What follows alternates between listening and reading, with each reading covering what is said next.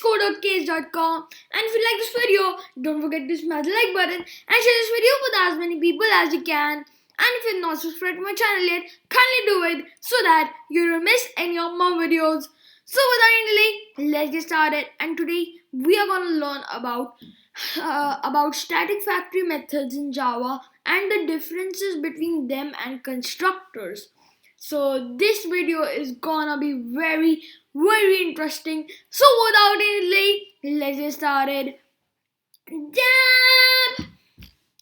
Okay, so whenever we are creating an object, some piece of code will never be executed to perform. So whenever we are creating an object, some piece of code will be executed to perform initialization of that object. This piece of code is nothing but a constructor, as we all know, right? Hence, the main purpose of the constructor is to perform initialization of an object, but not to create an object. So, a constructor does not create an object for us, it just initializes the properties and methods of an object, right? So, it does not create an object for us, right? So let us go through the basic set of rules for writing a constructor. They are as follows. The name of the class and the name of the constructor must be the same. This is the first rule and the most important rule to follow for constructors. Return type concept is not applicable for constructor, even void also. So you cannot mention what return type will be, or you cannot return anything, not even void, right? Because constructors never return anything. By mistake, if we are trying to declare return type for the constructor, then we won't get a compile time error. So we won't get a compile time error because the compiler treats it as a method. So when we give a return type to a constructor by mistake, the compiler will basically will treat it as a normal method, and we will have uncertain errors where we will be uncertain where we are going wrong, because the constructor will not be initializing the stuff we want to initialize, right? So we always need to get careful about that. The only applicable modifiers for the constructors are public, private, and protected and default.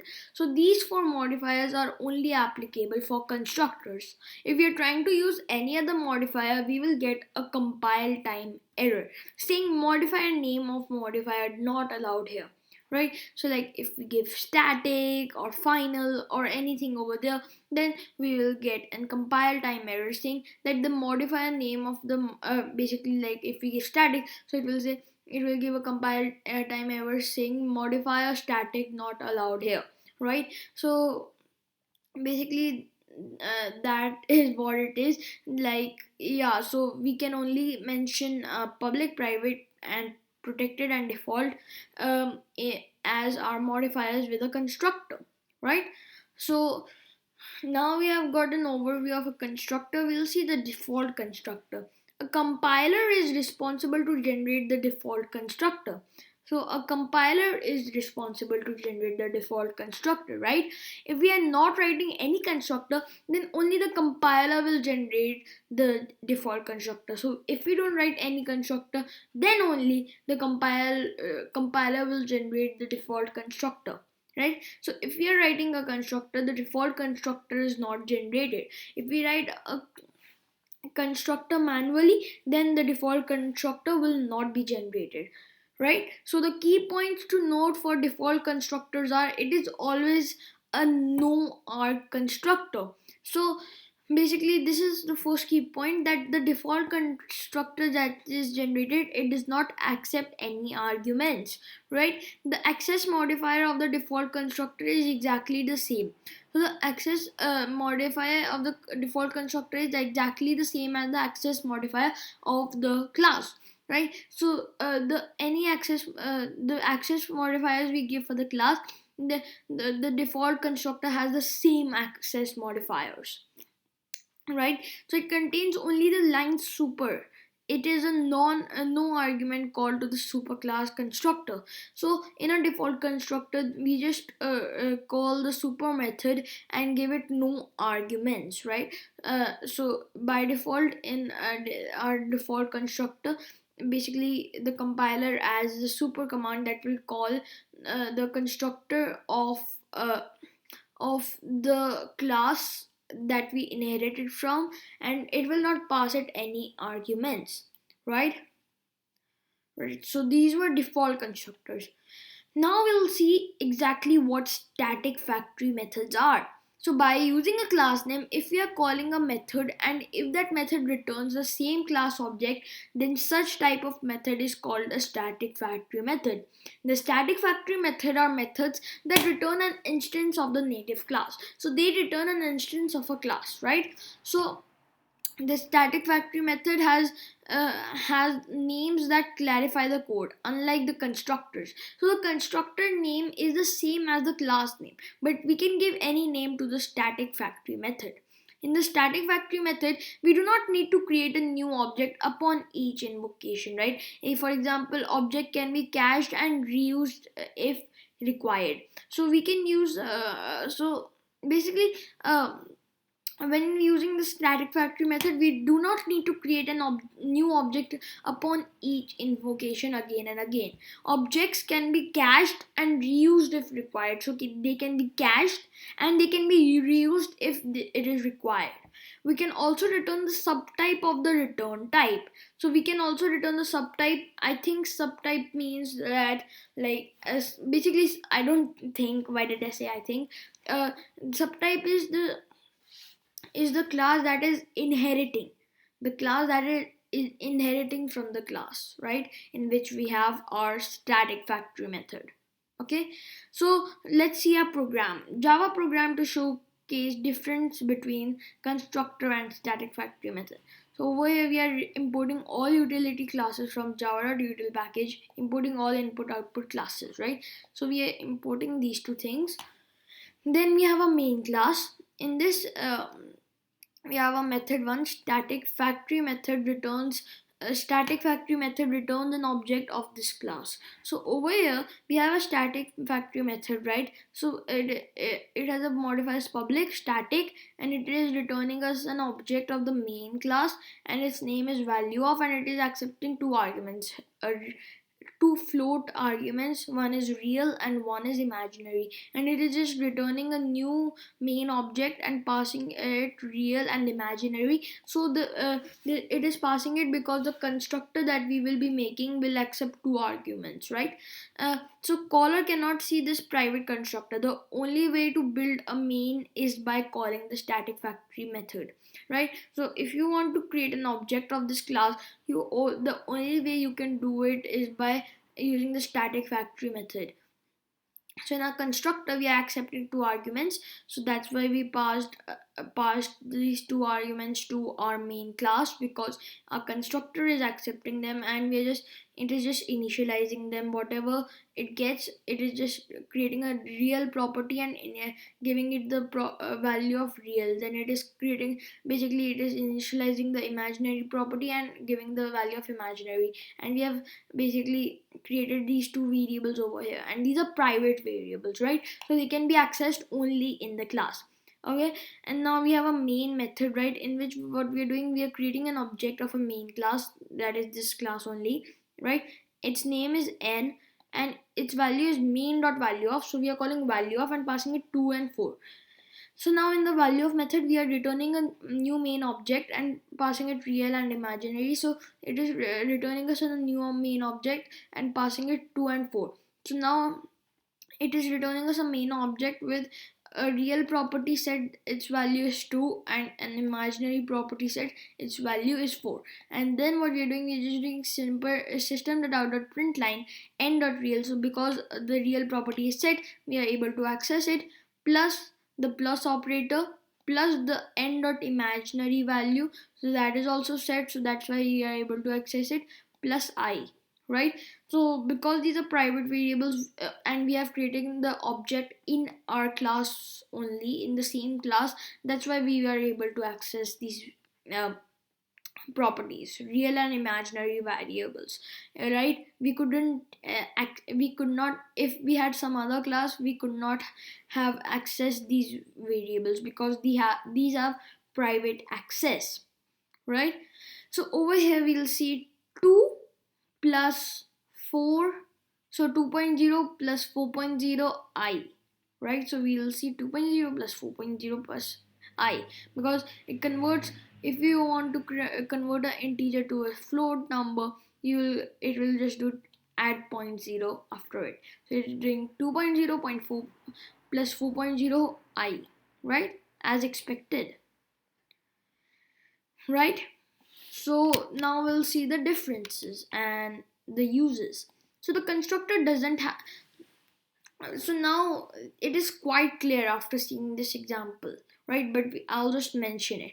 The constructor does not have a meaningful name. So first of all, you see the constructor does not have a meaningful name. So they always restrict they are always restricted to the standard naming convention. They are always restricted to the standard naming convention. Whatever the name of the class is, that name should only be the constructor name, right? The static factory method can have a meaningful name, right? So we can have a meaningful name with the static factory method, and it is much more easier to understand with the static factory method. Hence we can explicitly convey what the method does, right? So with the name only we can understand what this method is going to do. So we can just give a meaningful name to our static factory method. Constructors can't have any return type, not even void. So these constructors don't have any return type, not even void. If we give void, it will take it as a normal method, right? So static factory methods can return the same type that implements the method, right? A subtype, and I told you what a subtype was, and also primitives. But if a static factory method is returning primitives, then basically it is just returning an primitive value like an integer, a string. So it will not remain a static factory method at that time, right? But we can return is an object of a class, right? So inside the constructor, we can only perform the initialization of objects. So we can only perform initialization of objects, meaning that we can only initialize the properties of the objects. We don't create an object, right? We don't return an object.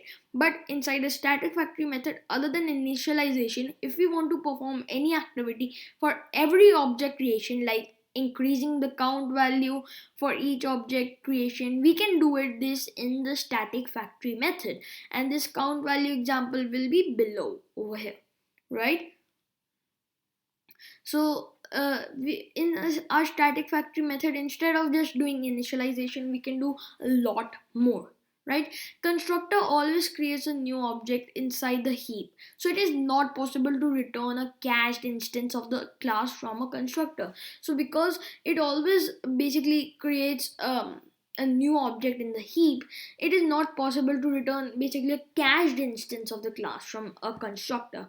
But factory methods can have advantage of caching. We can return the same instance of immutable class from the factory method instead of always creating a new object, right? And we'll see the use of this statement in our count example, where our count will be increasing, and if we always created a new object, then count's value will be resetted back to 0. But because of the static factory method, it will not reset back to 0, right? So we'll see that the first line inside every constructor should be either super or the this, right? But inside a static factory method, it is not necessary that the first line must be either super or this, right? And now this is a count example. So let's see. In this, what we are doing, I don't know why I've done this. I'll just keep the variables above everything.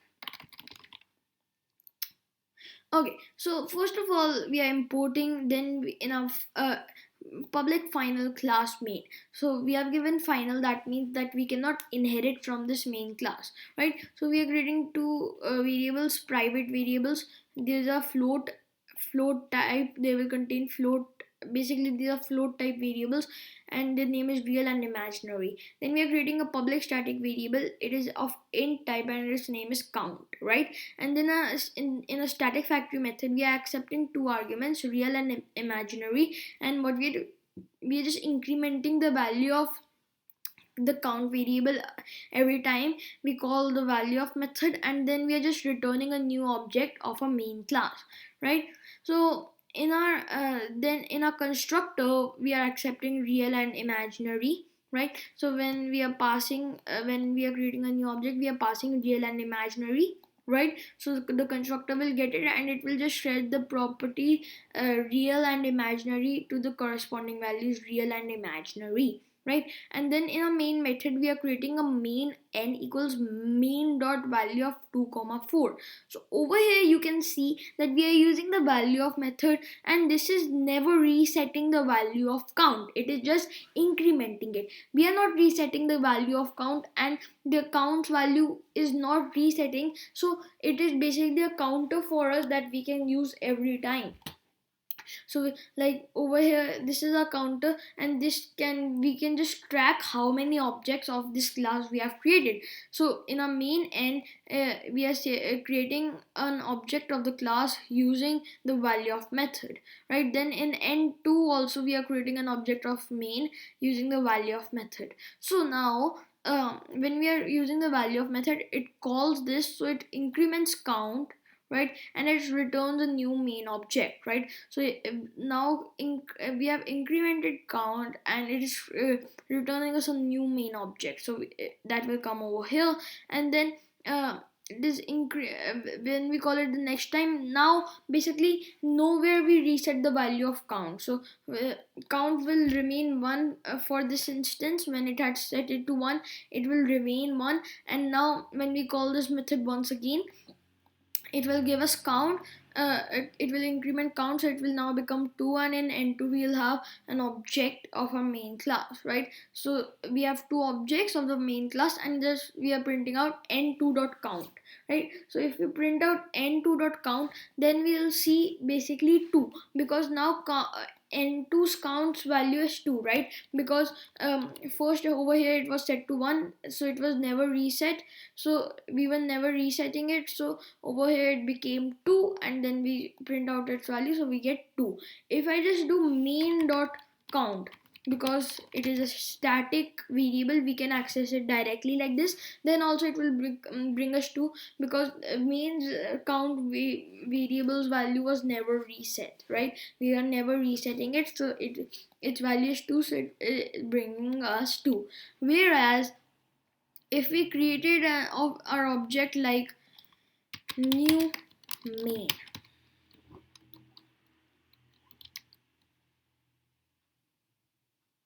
right, and we do new main and pass it like 2 comma 4 and 4 comma 6, then what we'll do, we'll get counts value as 0, because nowhere we are incrementing it. And whenever we call this basically try to create an object like this, it is resetting, it is basically it is redeclaring the variable. So when it redeclares the variable, its value is set to 0, right? Again, the default value, right? Like our real variable, that is also being redeclared, right? Its value is set to whatever we pass, right? It is also getting redeclared whenever we create an object of a main class. So over here also, when we create a new object of a main class, it is getting redeclared, so that's why we are getting 0, and nowhere we were incrementing it, right? So yeah, so we are getting 0. And this was it, guys, for static factory methods in Java. I hope you liked the video. If you did, don't forget to smash the like button and share this video with as many people as you can. Thank you, guys. Bye. Stay safe, stay healthy, and keep watching my videos. Dab!